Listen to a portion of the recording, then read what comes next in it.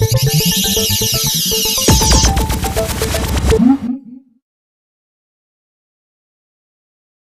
on the Panasonic stand here at PMA 2009 to look at the new Micro Four Thirds system camera, the GH1, and I'm going to be talking to Mark Robinson all about it. Okay, so hi Mark. Hi. I've got the G1 here. You've just announced the GH1. Yep. Perhaps you could talk me through the differences. Yeah, well, this is our second system camera under the Micro Four Thirds format, and what we've done with this camera is we've added high definition moving. Okay. So we've built a completely new system around our new lens, the 14-140, which is 28 to 280 equivalent on 35mm. It allows you to do high definition movie at either 1080 or 720p. We've also added stereo microphone onto this model, which allows us to get Dolby Digital stereo sound through our Dolby Digital stereo creator. And essentially the reason for being of the camera is it gives you a true hybrid between high quality stills and moving.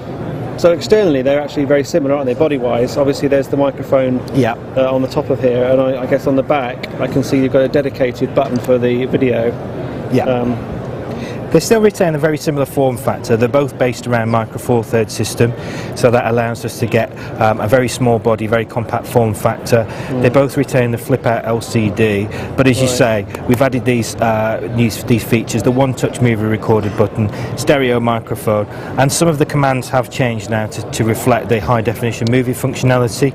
In particular, absolutely, we've got the creative manual movie function on the command dial now as well. And what is that? That allows you, I guess, access to the aperture shutter speed. It has the PASM control through Indeed, video. Absolutely. This camera allows us to have full continuous autofocus and continuous aperture control whilst we're recording movie, and that's a world first on a system camera.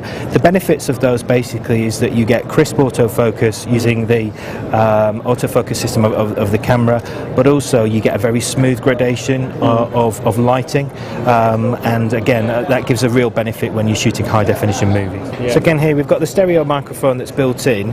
We also have the ability to add a external microphone, which again gives you very good flexibility when shooting high definition movie with very high quality audio. Now the video, there's two modes, isn't there? There's the 1920 by 1080 24 frames a second, isn't there? And then there's a slightly lower resolution, 720p, 1280 by 720p. At 60 frames per second. 60 frames a second. Yeah. And I believe the slightly lower resolution one is designed for sport and action.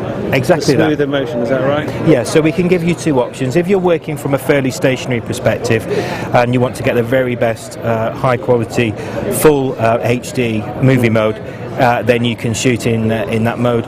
Or if you are, as you say, out in an environment where you're taking a lot of action, or the subject movement is quite high, then you can increase the frames per second to give you a much more smooth image, but still retaining a very high image quality. And there's also a new processor.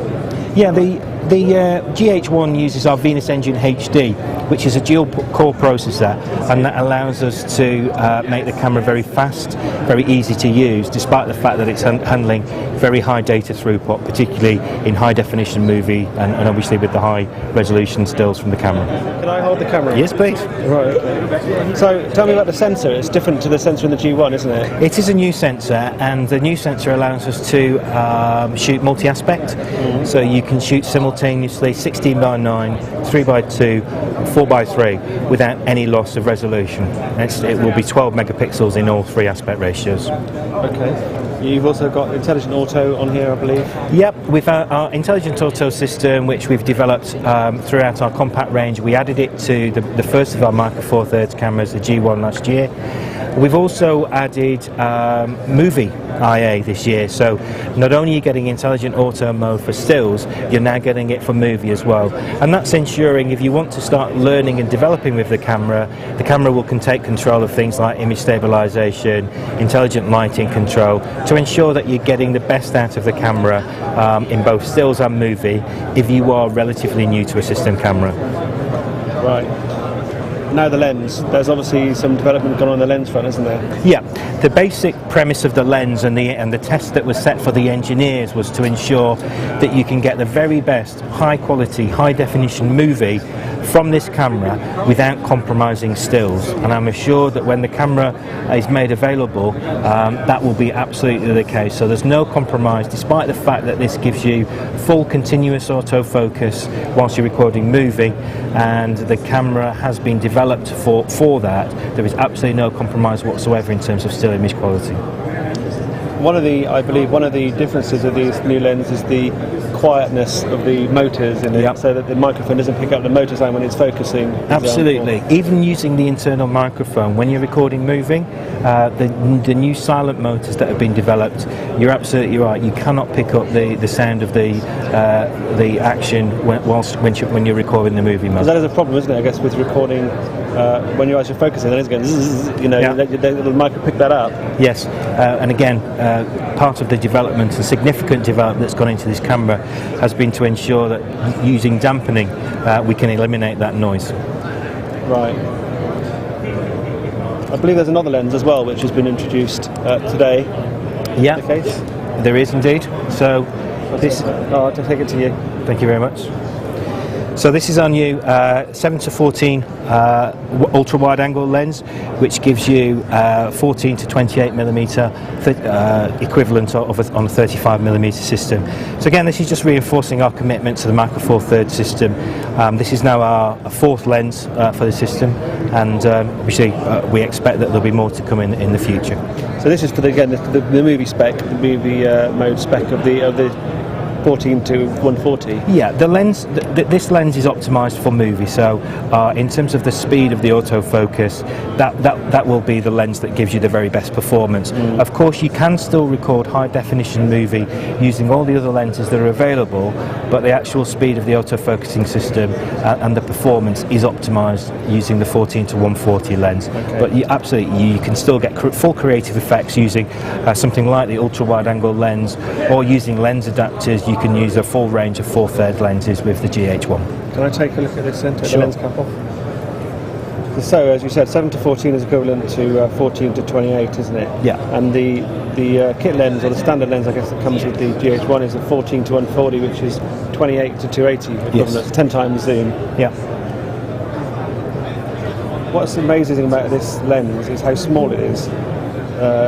For a lens of this focal length, for an ultra wide like this, I've got one for a DSLR, and it's probably 3 or 4 times the size and weight of this. And that's what we're really trying to deliver with the Micro Four Thirds system.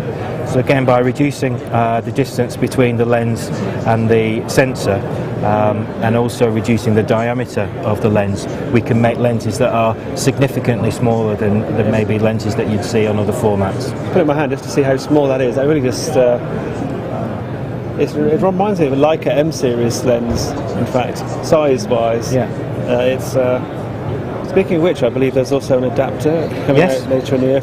You can put Leica M lenses onto the... There will indeed, yeah. We announced that again today, so as you say, we'll be able to, using the supplied adapter, or the optional adapter, should I say, you'll be able to use the Leica M lenses with the Lumix G system. That's going to be really exciting, trying that out. Okay, well, thanks very much. Thank you very much. Panasonic have also got an accessory external microphone which fits into the hot shoe of the GX1.